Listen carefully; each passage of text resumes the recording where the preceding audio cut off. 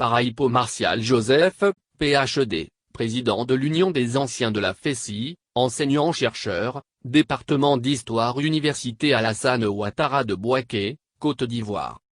FESI au temps des démocrates, fondement idéologique et politique d'un combat de la jeunesse ivoirienne.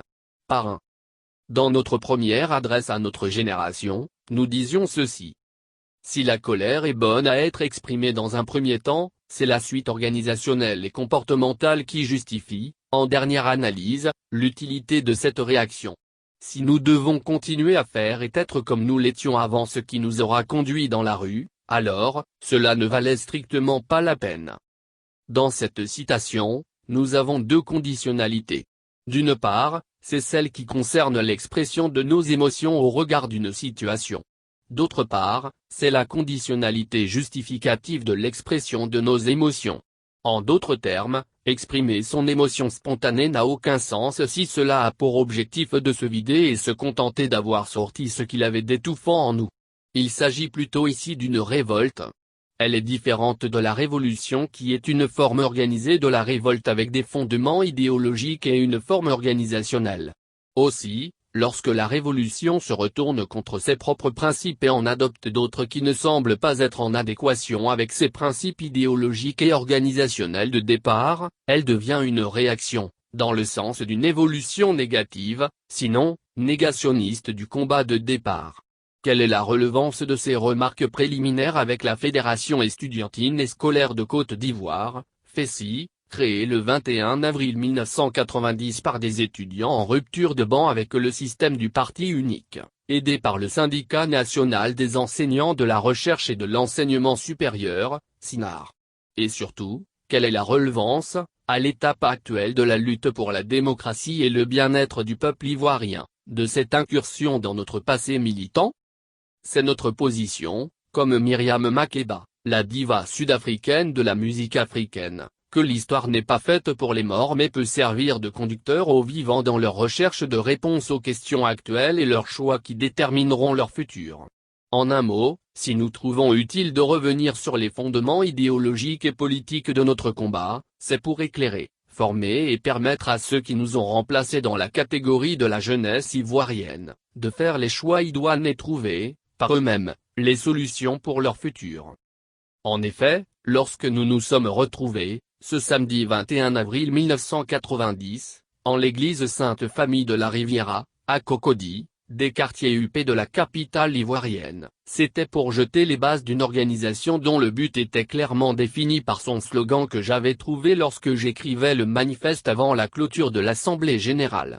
Depuis le 19 février 1990, avaient éclaté des heurts entre policiers, gendarmes et militaires d'une part, étudiants d'autre part, sur la base de la coupure de l'électricité en pleine période de partiel à l'Université nationale de Côte d'Ivoire, aujourd'hui appelée Université Félix Houphouët-Boigny, du nom du père fondateur de notre pays. Les membres du syndicat des agents de la Compagnie nationale d'électricité, et ici, en guise de protestation contre la diminution de leur salaire consécutivement aux décisions du Conseil national de septembre 1989, passaient leur temps à interrompre l'électricité. Cette nuit-là, ils avaient coupé le courant des étudiants de la cité universitaire de Yopougon. Ils avaient enfin réussi à pousser les étudiants dans les rues. De cet incident, en effet d'entraînement lié au contexte de l'effondrement du mur de Berlin, on en était arrivé à se poser la question cruciale de savoir que faire, en dernière analyse, pour que les revendications corporatistes de mieux-être des étudiants aboutissent. Sur la question, deux tendances se dégageaient très rapidement. Les étudiants, de bonne foi, qui voulaient justement que l'État oufouettiste continue de remplir ses obligations de départ, à savoir, blanchir et nourrir le peuple ivoirien pour justifier le parti unique, voulaient tout simplement que les bourses, le train de vie, les conditions d'études et de vécu, des étudiants changent. Bien entendu, ces derniers, avaient le soutien des jeunes du parti unique qui voyaient en eux des partenaires objectifs si et seulement si, leur tendance devenait la majoritaire, dans le milieu estudiantin. Pour ma part, je n'étais pas de ce groupe étant entendu que mon analyse des causes internes et externes de la situation me conduisait à conclure que nous étions à la fin des partis uniques et que, de ce fait, Il ne pouvait y avoir d'autre alternative que la démocratie et la gestion rationnelle des États, en particulier, africains. Notre tendance réclamait le pluralisme et la démocratie comme condition pour le changement des conditions de vie et de travail des étudiants. Justement, à cette assemblée générale constitutive qui marquait la rupture avec le MEICI, mouvement des élèves et étudiants, section du PDOCI, Parti démocratique de Côte d'Ivoire, j'avais écrit qu'il ne peut y avoir d'école nouvelle sans une démocratie véritable. Étudiant en histoire des relations internationales, j'avais passé les 2 dernières années à faire des recherches sur le Démocrate, le premier journal de combat du PDOCI. Mon mentor, le professeur Semi-Bizan qui m'appréciait à juste titre, m'avait proposé ce thème pour mon mémoire de maîtrise. Et ces recherches m'avaient conduit à lire les œuvres des grands théoriciens du marxisme, des ouvrages de sciences politiques et économiques, ainsi que des centaines d'articles de journaux et de pages d'archives de la Fondation Félix Houphouët-Boigny.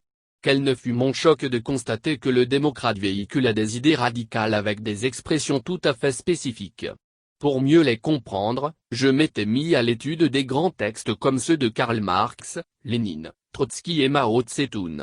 La bibliothèque de mon grand cousin, Niana Bogi Jean-Baptiste, ancien étudiant de l'université Patrice Emery Lumumba de Moscou, me servait de sanctuaire. Entre celle de l'INAD, la sienne et le Centre culturel français, je passais le clair de mon temps à dévorer les mots et expressions, les analyses et la méthodologie de l'argumentaire mais aussi et surtout, les grandes idées que je pouvais résumer en 3 parties.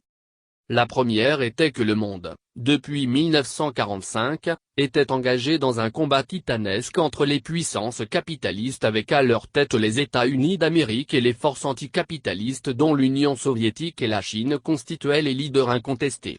Dans leur combat, ils avaient entraîné le reste du monde et que chaque composante mettait tout en œuvre pour faire respecter son ordre interne.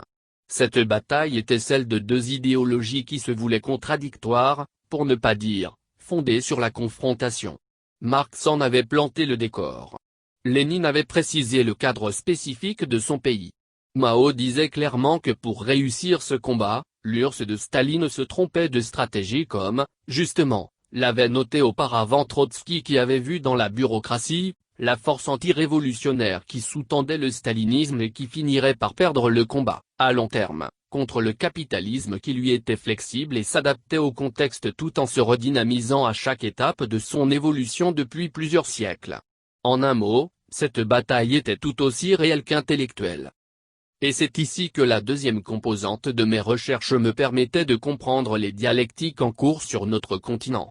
Ainsi, les lectures diverses des grands auteurs africains me permettaient de comprendre que l'Afrique aussi faisait face à des choix drastiques puisqu'elle ne pouvait aucunement ignorer ce qui se passait dans le monde. Certes, elle avait été le théâtre de drames comme la traite de ses fils tant dans le Sahara que les océans. Certes, elle avait été exsangue depuis des lustres. Mais elle résistait de tout son être et cette bataille mondiale des idéologies n'était pas nouvelle. Elle devrait trouver sa voie pour sauver ses propres intérêts. Sur cette question, elle se divisait en 2.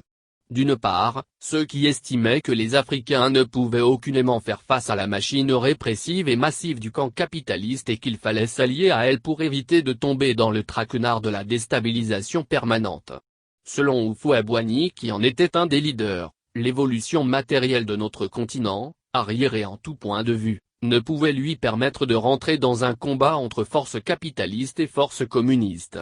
Pour la raison que tout était à construire, toute démarche tactique qui les enverrait dans des positions de confrontation les exposerait à la destruction.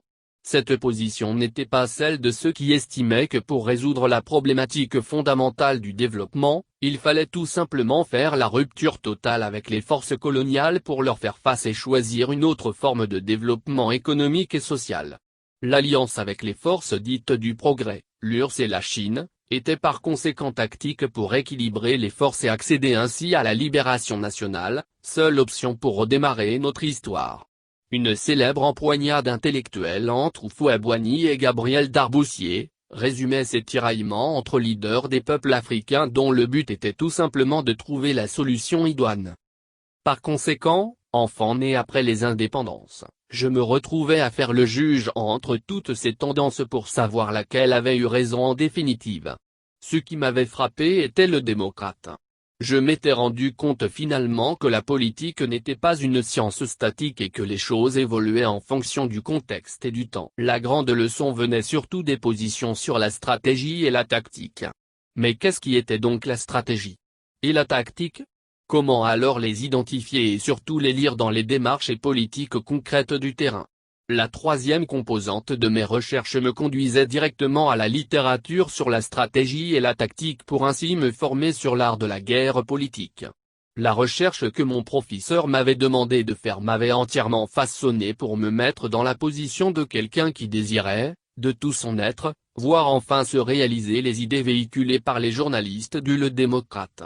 Je pensais à Kofi Gado, Bernard B. Dadier, Ouedza Coulibaly, principaux rédacteurs de ce journal enflammé, anticolonialiste, révolutionnaire. La recherche académique ne pouvait avoir de cohérence que si elle aboutissait au changement. La gauche ivoirienne était une suite de la gauche mondiale et ses animateurs nous avaient tous encadrés depuis les lycées et collèges puisque ces derniers étaient le nid des opposants encagoulés. Dès lors, naturellement, mais aussi par conviction et par devoir historique parce que mon père était plus idéologiquement proche de Jean-Baptiste Moquet, je ne pouvais que mettre en pratique les cours de Le Démocrate, de Mao, de Lénine, de Trotsky d'une part, mais aussi et surtout de Cheikh Anta Diop dont le texte « Alerte sous les tropiques » allait m'aider à conceptualiser la lame de fond de ce qui deviendrait entre 1990 et 1993, les fondamentaux de la pratique syndicale spécifique qui fut la nôtre, le fessisme. À suivre mercredi prochain Dieu le voulant. Amen.